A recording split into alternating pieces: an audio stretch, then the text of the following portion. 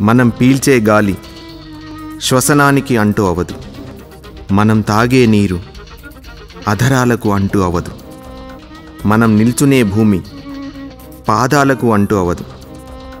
మనకు రక్షణగా నిలిచే ఆకాశం శరీరానికి అంటూ అవదు.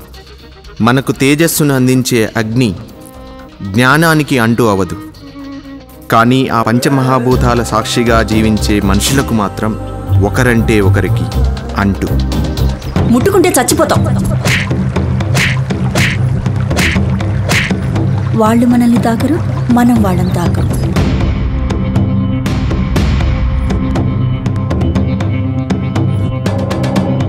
ఇలాంటి వివక్షలను సమీక్ష చేసుకోవాల్సిన అవసరం ఎంతైనా ఉంది.